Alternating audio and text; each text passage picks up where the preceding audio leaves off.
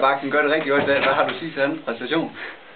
Nu, vores højreback, han kom jo ind og startede en god kamp.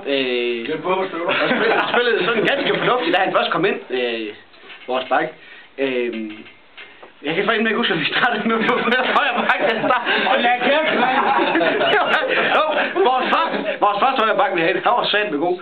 Og så kom ham den anden ind, som egentlig skulle have startet derinde på højreback, og han gjorde egentlig også meget godt. Vi var glade for at se hans indsats i hvert fald. Hvad er det, gør bedre end jeres modstandere i dag? Det er der, hvor vi laver mål. Jeg så Martin Jørgensen forleden, da han var ude og kommentere på forskellen mellem AGF og Brøndby. Deres seneste kamp derovre på Brøndby Stadion. Martin Jørgensen, han sagde, at det var målene, der gjorde forskellen. Det var det også i dag. I har mange chancer i dag. Kunne I score flere af dem? Nej. Nej, vi producerede rigeligt med chancer i dag, og det er vi også glade for. Vejgaard producerer jo nærmest ingen chance i hele anden halvleg. Til gengæld burde vi nok have været lidt skarpere og have lavet et par stykker hver i dag. Ellers så var det godt gået.